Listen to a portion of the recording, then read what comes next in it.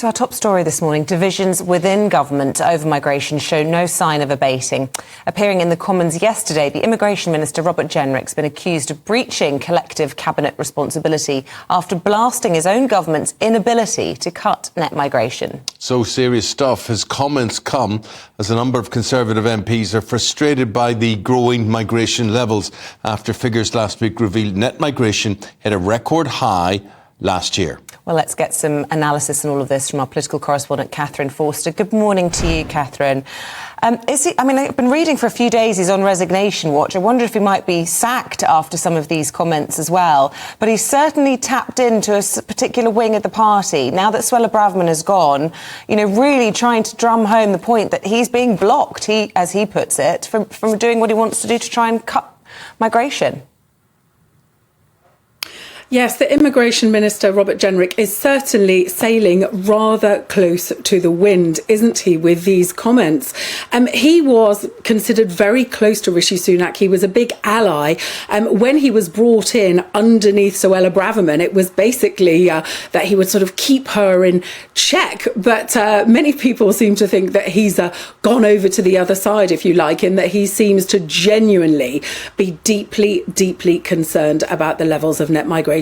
And let's face it, it's not surprising, is it? 750,000 last year. That number is completely and utterly unprecedented, and this from a Conservative government that has spent 13 years promising to get it down for many years to the tens of thousands, and in 2019 below what it was then, which was under 250,000. So speaking in the House of Commons yesterday, he was asked if a package of measures to bring down net migration would be brought in before Christmas. And he said, well, if I'd had my way, I would have had measures brought in before last Christmas. So there's many, many Conservative MPs openly unhappy on the backbenches, and clearly divisions within the cabinet as well. They are worried that this is going to hurt them significantly at the upcoming general election. And of course, we hear all the time, don't we, about stop the boats, small boats.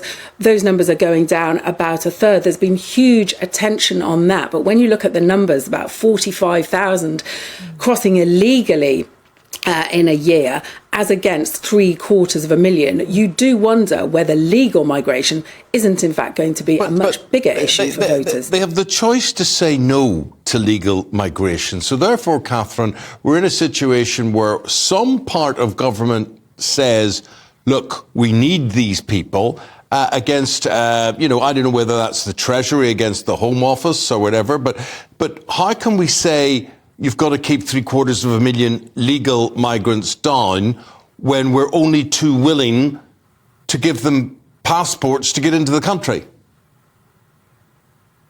Well, yes, this is entirely of the government's own making. Before Brexit, when they were not able to control migration from the EU, they could say, this is beyond control, we'll take back control with Brexit. These numbers are directly because of choices the government is making, and it's basically the Home Office versus everybody else. The Treasury likes the money that comes in from workers coming into the country. The health sector likes the workers coming in, desperately needed to work in social care and in the NHS. The Education Secretary likes all the foreign students coming in. So yes, these are choices that are being made, but certainly earlier in the year, Rishi Sunak announced a clamp down on dependents coming with students. It's likely that they will clamp down now on dependents coming with care workers. It's likely that the minimum salary you have to earn to come will go up significantly, perhaps to 35,000. It's 26 at the moment. Possibly a cap. But of course, it's very difficult because many of these workers are desperately needed. Meanwhile, we've got 5 million people in Britain sitting on out-of-work benefits, and many people are saying, well, why aren't we trying to get our own people back into work rather than just shipping them in from abroad? Although, the breakdown of the numbers, it's 750,000, but the vast majority are students, 643,000 of those. That should be easy enough. Why do we need to import students? Surely we've got enough of our own wanting to go to university. They're only a temporary problem, Katherine, because they're only going to be here 3, 4, 5 years, one would imagine. So why are they that problematic? Well, they just add to the overall numbers, and the numbers of foreign students in universities has gone up dramatically in recent years.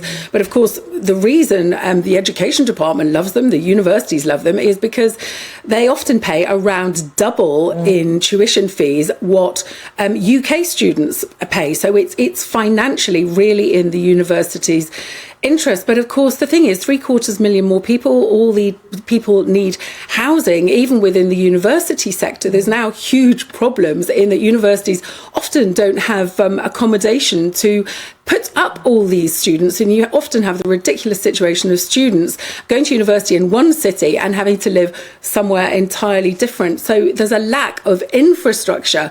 Really, if you're going to have these numbers, you've got to have the housing, you've got to have the healthcare, you've got to have everything needed. So really difficult decisions coming for the government. Katherine, thank you very much indeed. This is going to be a great talking point for our viewers and listeners today. I was in Manchester at the weekend. Oh, yeah. And I can tell you, I have never... I mean, I used to live in Manchester in the 80s into the 90s. And now going back to it, I don't recognise it at all.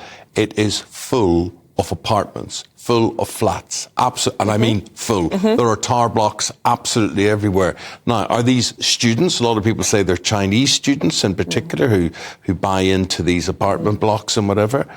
But how on earth, who are all these people in Manchester, and why are they living in, one-bedroom apartments, two-bedroom apartments?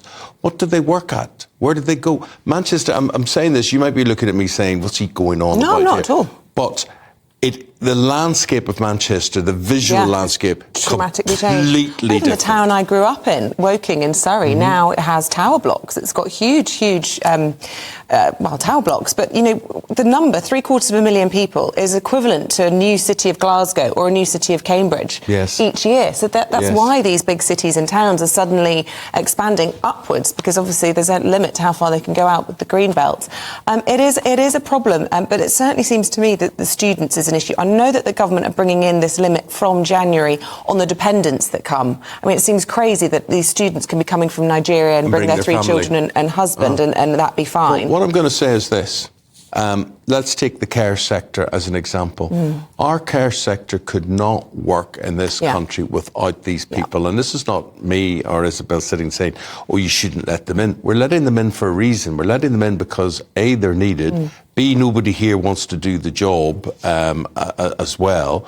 So what are you going to do if you suddenly say, all you people from around the world cannot come to this country? They're doing jobs that people don't want to do. So it's okay saying there's 5 million people unemployed in the country. Why don't we get them into the jobs? They don't want to work in those areas, which is Well, we have to ask ourselves, what is the acceptable number? Labour seems to think 200,000 or so. Well, if 200,000 is the cap, you've got care workers at 101,000 and nurses at 23,000. So you're still well under that 200,000 there, and you've got those two sectors covered. And then you can have your remaining 70,000 or whatever it is of students. It just seems obvious to me that this is the problem, is the students. But then would our universities suffer if we clamp down on that valuable, sort of commodity? Well, I don't foreign think so. students? I think our universities should be for our people. I don't think they're necessarily for people all around the world. However, I remember under the Blair government, there was very much an open door as regards migration, and the theory was